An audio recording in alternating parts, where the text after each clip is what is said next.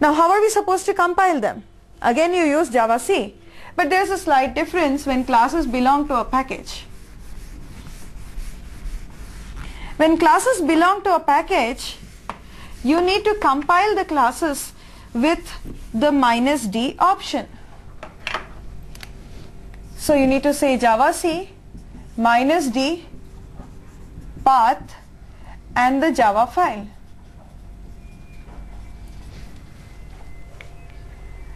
That is, in order to compile class A, let us first assume the structure, how we want to place all the contents. Let's assume we have C drive root, under which we have work directory,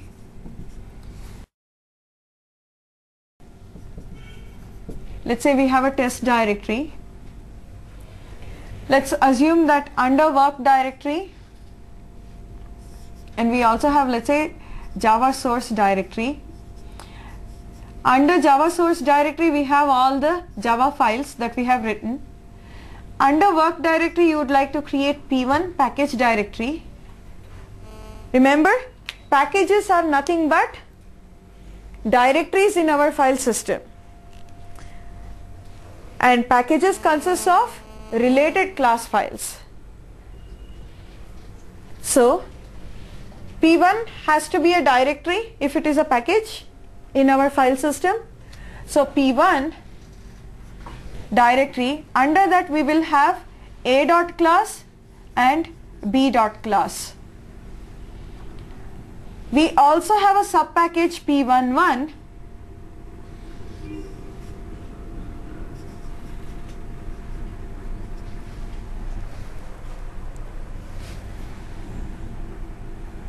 which is having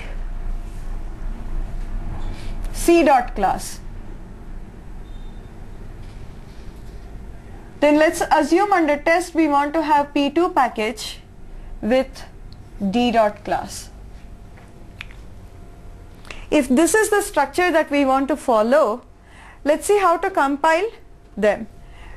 Let's assume that we are currently under Java source directory. So from there, if I have to issue the command to compile these classes into the appropriate directory structure here, then we have to say Java C -d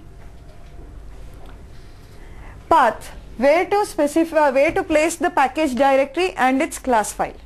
So whenever classes belong to a package, you must always use the -d path, even if we are going to store the package directory under the current directory.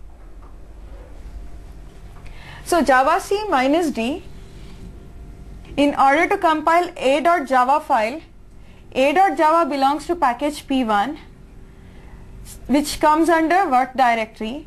The path that you need to specify is to the parent directory where the package directory should exist. So since P1 should exist under work directory, we need to specify the path to the work directory, followed by a.java file. So now what happens is, the Java C command, it checks whether under work directory there already exists a P1 directory. So you might have created a P1 directory yourself manually. So Java C will check whether P1 directory already exists under the path specified. If so, it just compiles the a.java file into a a.class file and puts it under P1. If the P1 directory does not exist under work directory, then P1 directory is created, then a.class is compiled and placed under P1. Similarly, you need to compile the other files, Java C -d c:\work directory b.java. In this case, the P1 directory is already created, so it just compiles b.java, puts it under P1. Now you want to compile c.java file. Now C belongs to P1.p11. P11 is a subdirectory of P1. Now what would you specify here? See, if you were to specify here as c:\work directory, slash P1, because it's under P1 we need to have P11 and under that C. What happens here is, if you say like this, now your C.java says package P1.P11, and while compiling you are giving up till P1. So what it does is, it goes to P1, work directory P1, it checks whether P1 exists under that, and under that P11 exists. So what you need to do is, you need to specify the path only up till work directory. So now under work directory it checks, the compiler checks whether P1 directory is there. It is already there. Under P1 it checks whether P11 is there. If it is not there, it will create one. Otherwise it will just compile C.java and put it under P11. Now that is compiled. Let's look at D.java.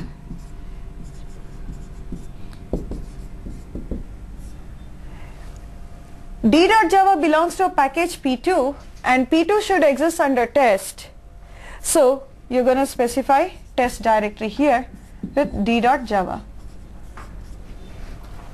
So you got all the classes in the appropriate directories. Now you are ready to compile this particular code. Now if you were to say javac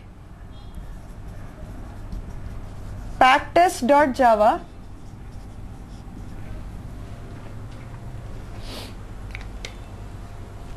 you get an error. Why do you get an error? Because the compiler will look for P1.A, P2.D, P1.B and P11.C. Now how does it know where to go find? To find a class file, the class path variable should be set with the path where the class files can be found. But we have not set that yet. So this command will end up giving you an error. So what you need to do is, before compiling packtest, set the class path where these classes can be found. So let's first set the class path. Say set class path is equal to, now when you are setting a class path for classes which belong to a package, you need to specify a class path up till the parent directory of the package directory, not for that of a class, because now these belong to a package. So set class path is equal to C:/work directory, because you have a package directory under work directory, also C:/test, plus you might want to set class path, or plus you might want to retain the class path which was already existing, so %class path %. Then compile the code. It compiles and puts packtest.class under Java source.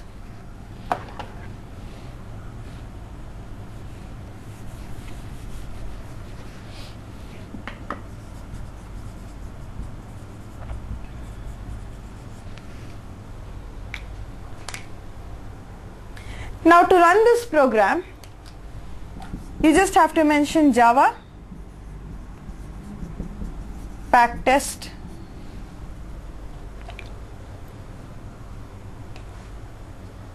If by chance you get an error here, your class path is not set to find the packtest.class, in that case make sure you set the class path to the current directory as well. Now let's add on one more portion to this. Let's place this packtest itself in a package as well. So in that case you'll say package, let's call it as pack.